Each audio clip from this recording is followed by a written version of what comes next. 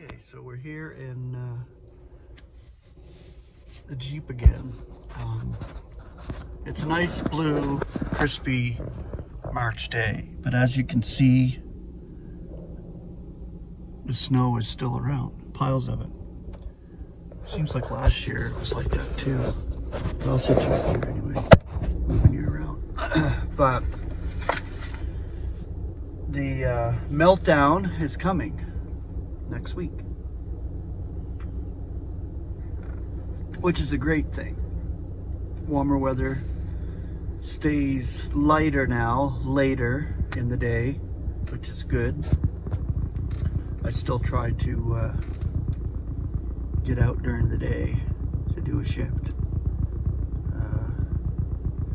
But I've been doing this book, reading this book, chapters out of this book, God's Celestial Purpose, Paul's letter to the Ephesians. So it's by John Essex, and it's just a tremendous book.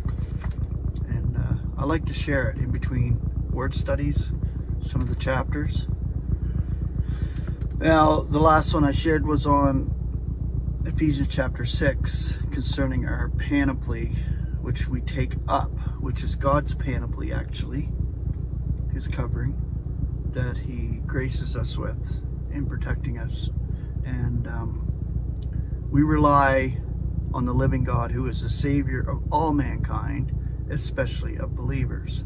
Now, this chapter here is the might of God's strength. So we realize that it's God's strength that keeps us, and we rely on that to get us through. All right, so Ephesians chapter 1, verses 19 through 21. The transcendent greatness of his power for us who are believing, in accord with the operation of the might of his strength, which is operative in the Christ, rousing him from among the dead and seating him at his right hand among the celestials, up over every sovereignty and authority and power and lordship, and every name that is named, not only in this eon, but also in that which is impending. We have coupled these three verses together because they are the development of one great theme, namely the superlative demonstration of God's power in the rousing of Christ from among the dead and raising him to the supreme place of authority in the universe. It is a glorious theme, whereas in times past, the criterion of God's power was his deliverance of his people from the hands of Pharaoh. I'm going to turn on the car here. It is now superseded by this much greater exhibition of power. No single word is sufficient to define it. It is the might of his strength. Let us see if we can perceive some of the transcendent greatness of this power. For we are told that it is actually being exercised also on our behalf. It is for us who are believing. Now, we are all aware that after the crucifixion, Christ did not remain in the tomb forever. Forever. On the third day, he was roused from among the dead. How was this a special demonstration of God's power? Jesus himself had done that several times in the restoring of life to a dead person. Lazarus was one of them. There's something more, indeed, much more, in the rousing of Christ from among the dead than there was in, say, the awakening of Lazarus. Lazarus died again. But we are informed that Christ dies no longer. He died to sin once for all time. Romans 6, 9, and 10. Further, the rousing of Christ from the dead means the awakening of everyone else who has ever passed into death. And not only the awakening, but the ultimate vivification of all mankind. All, like Christ, must be placed ultimately beyond the power of death. For even as in Adam all are dying, thus also in Christ shall all, the same all, be vivified. 1 Corinthians 15:22. The rousing of Christ gives God's purpose an impetus which is not expended until the whole is brought into its final consummation. The rousing of Christ means the deliverance of the whole human race from the bondage of the tomb. or the grave. This is implied in the term firstborn from among the dead, which Christ is the firstborn from among the dead, Colossians 1:18. If the term firstborn of every creature, Colossians 1:15, covers all who have ever come into being, then the term firstborn from among the dead includes all who have ever passed into death. And if the powers that have brought forth the universe were placed in Christ at the beginning, then all the powers necessary to bring forth the dead were placed in him when he became the firstborn from among the dead. This is indeed a tremendous manifestation of God's strength, but we think there is still more to add to this matter. A guard of Roman soldiers was placed around the tomb of the Lord in order to prevent the body from being removed. But the guard quaked at the appearance of the messenger of the Lord, the powerful messenger. The men were powerless in the presence of divine power. So you can see these celestial beings are very powerful beings, these messengers. We would suggest that the human guard, which Pilate provided, would be puny in the extreme in comparison with the guard which Satan would set over the tomb, knowing, as he would know, that God's whole purpose demanded the resurrection of Christ, that it would utterly fail if Christ were not raised. Knowing, too, that Jesus had foretold his own resurrection within 3 days, can we imagine for a moment that Satan would not assemble every force he could muster to prevent God's power from being exercised? Would the adversary cease to be an adversary at this point, and having apparently succeeded in destroying God's Son, stand aside and watch while God roused him from among the dead? Experience and history both show that Satan opposes God at every point, and the forces of opposition concentrated around the tomb must have been almost overwhelming. But God not only roused Jesus from among the dead, but exalted him above every power that might raise itself in opposition. Here's displayed the real might of God's strength. For he not only rouses Christ from among the dead, but seats him at his right hand among the celestials, up over every sovereignty and authority and power and lordship, and every name that is named, not only in this eon, but also in that which is impending, and subjects all under his feet, and gives him as head over all. To the ecclesia, which is his body, the complement of the one who is completing the all in all. Ephesians 1:20-23. A similar picture is given to us in Philippians, where, after describing how Christ first emptied himself of all his pristine glory, and went on to humble himself by becoming obedient unto death, even the death of the cross, the apostle goes on to say, wherefore also God highly exalts him, and graces him that with the name that is above every name, that in the name of Jesus every knee should be bowing, celestial and terrestrial and subterranean, and every tongue should be acclaiming that Jesus Christ is Lord, for the glory of God the Father. Philippians 2:9-11. A further description of the effects of the might of God's strength as it operates in the Christ is given in Colossians 1:18-20, where we read, and he, Christ, is the head of the body, the ecclesia, who is sovereign, firstborn from among the dead, that in all he may be becoming first. For in him the entire complement delights to dwell, and through him to reconcile all to him, making peace through the blood of his cross. Through him, whether those on the earth or those in the heavens. Takes in the whole scope.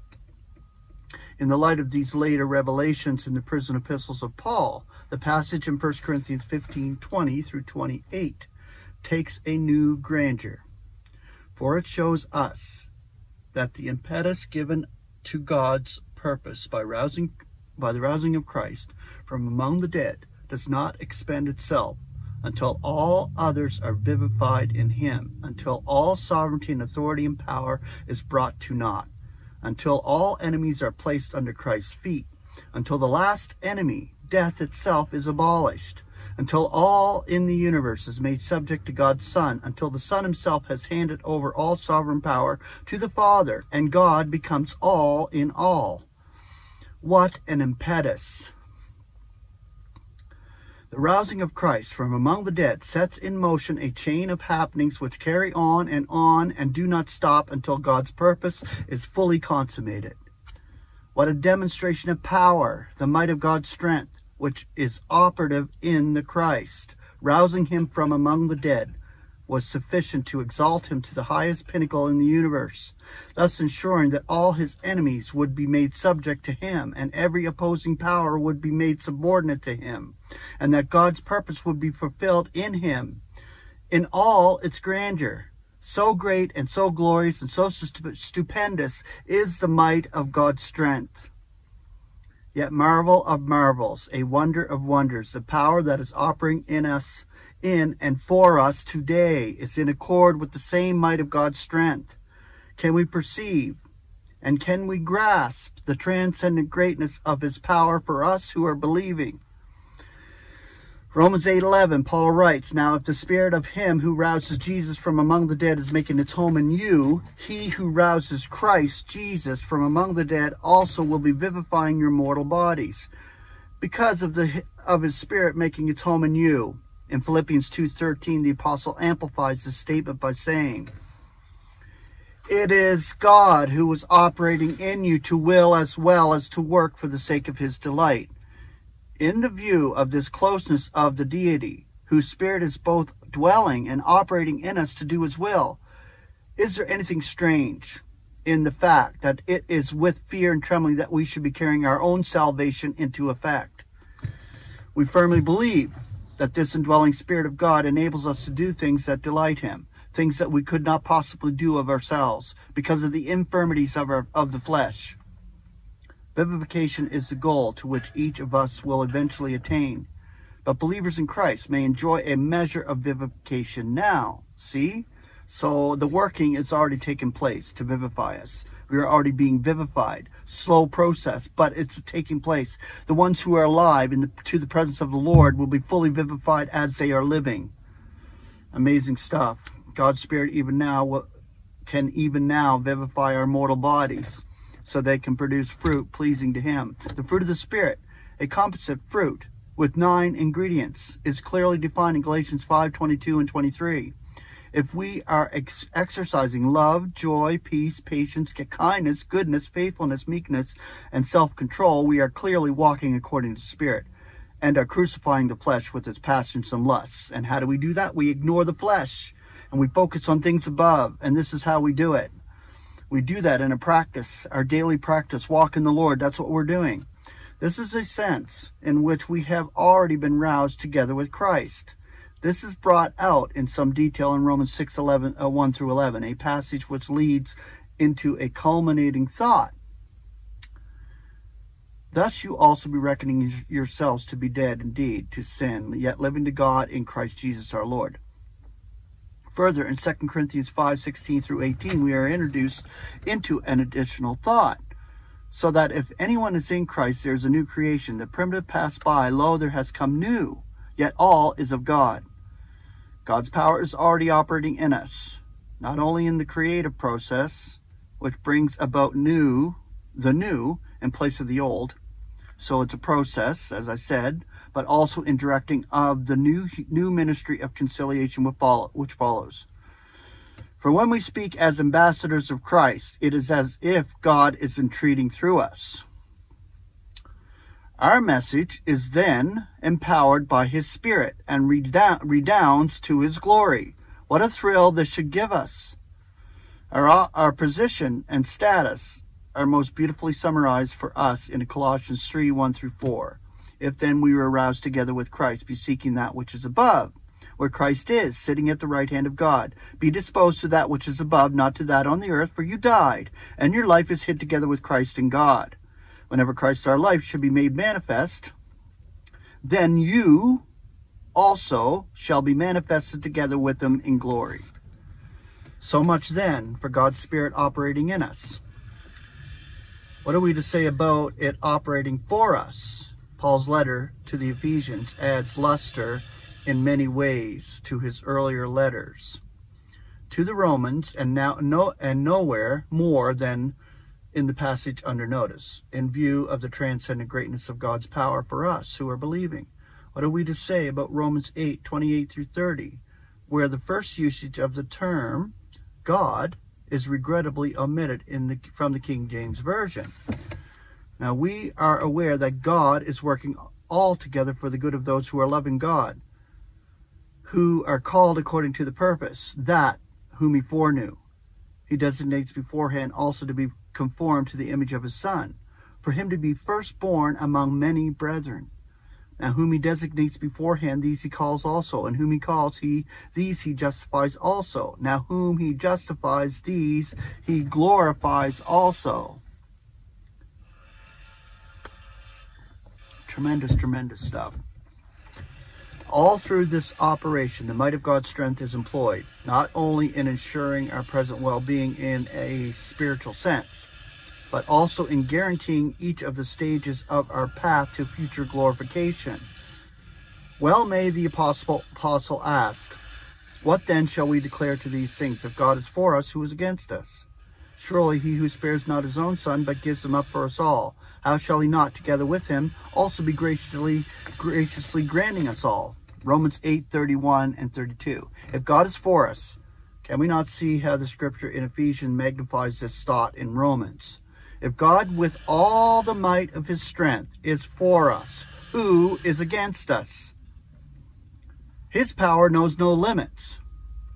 If he who exalted Christ above all and over all is on our side, continuously watching and working on our behalf, how can outside forces produce any damaging effect upon those who are in Christ? They can't.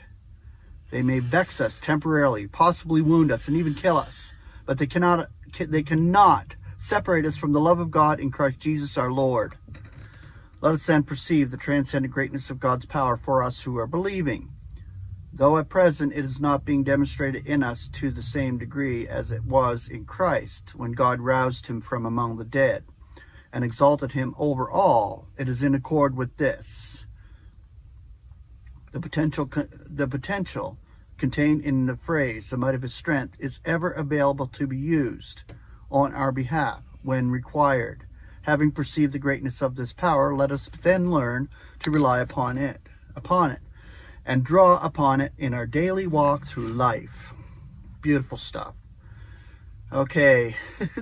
I love sharing it because it's tremendous, tremendous. When you think about what we have in Christ and our future allotment among the celestials and what he's already given us, nothing can separate us from the love of God in Christ Jesus our Lord.